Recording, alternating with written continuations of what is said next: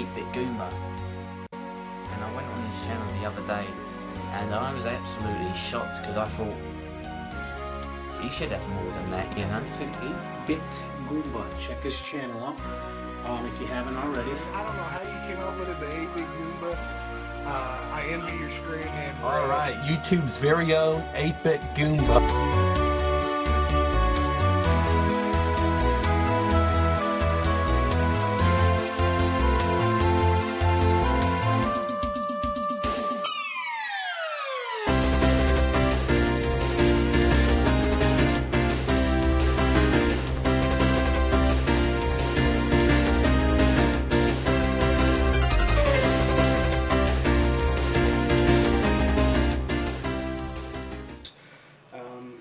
This is a 100 subscriber question and answer video, and here's to the first 100, and here's to many more subscribers.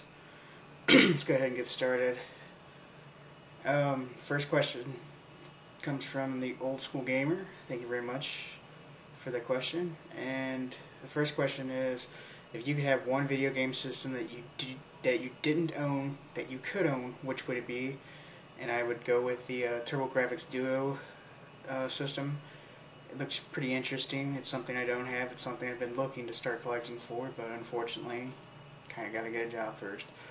As soon as I get that, then I'm going to look more into that system. It really intrigued me with the, I think they're little cart-looking deals, and that it looks a little bit different from the standard retro carts that I collect now. I thought it was pretty interesting. And his second question is, what is your favorite game on the Nintendo and Super Nintendo? Oh, that one's a little bit rough. I thought about this for a while, and my favorite game on the NES would probably be... There's so many great games. I'm gonna go Mega Man 2. It's the first Mega Man game I've ever played, and I think it was a little bit better than the first, and it got me jump started into the series. Although I did play the first one a little later, I definitely always considered Mega Man 2 as the first in the series for me. My favorite game on Super Nintendo would have to be Final Fantasy 3. It's a great RPG, and it's the second Final Fantasy I've ever played, and I really like the customization of the characters with the espers. I thought that was really cool how they introduced that kind of a system in that game, and the storyline overall was really good, and the amount of playable characters was unreal. It's like nothing else I've ever played. Alright, next couple questions come from Jody C. Mudvayne. Thank you very much for your questions. And his first one is, if you could turn any video game into a movie, what would it be? Unfortunately for most video game movies I've seen so far, they've been horrible, or they've been just okay, subpar if you will. But I think if it was done correctly, I'd definitely like to see Metroid be the movie. I think that would be pretty interesting. I think that it could get backed more than any other video game right now, and I think that just all kinds of special effects that would go into the guns and different types of guns, and the screw attack and all sorts of that nature. I mean, that would just be, I think that would be the ideal Nintendo movie to come out next. If it would, actually come out and work, I think that'd be even more surprising than anything else. And his second question is, in a game that has both melee attacks and long-range attacks, which attack do you prefer to use? I've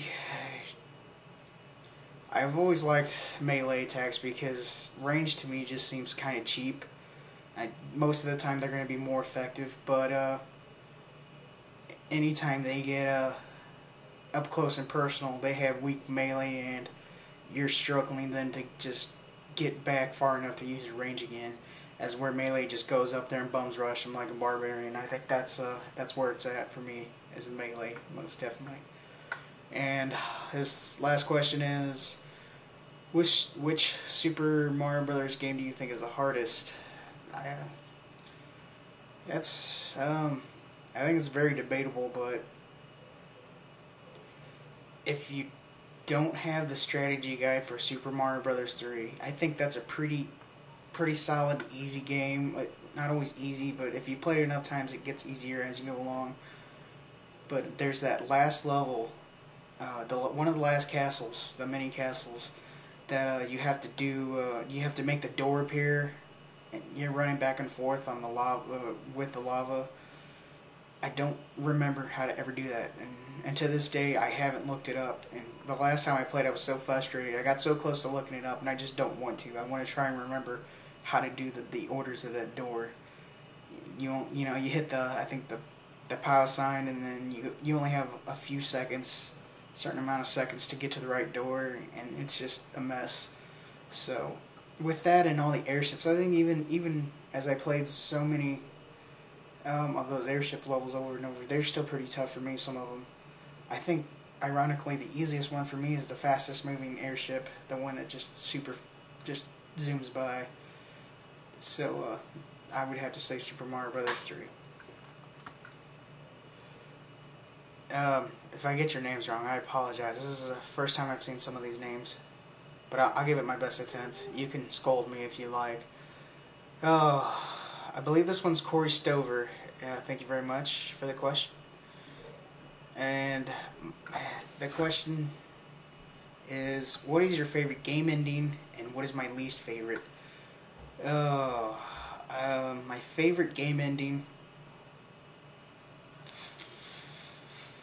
I've seen a few. Haven't seen a whole lot, but I'd say my favorite game ending might be a little biased, but I like the Final Fantasy III ending on Super Nintendo. It's the game was so solid and so just straightforward and awesome, and then the ending, it's just so classic. You just get done beating Kefka and all his 3,000 forms at the end, and then it just goes into like the sunset and everybody's saying their goodbyes, and it's just so calm and peaceful. Like there's no surprise value really at that ending. It's just perfect. It's a perfect ending for a perfect game, and I think that's how a lot of games should have ended. As far as the least favorite goes, I'd say any game basically on the Nintendo that says congratulations, you won, and goes to a black screen. That got on my nerves more than anything. Okay, the next set of questions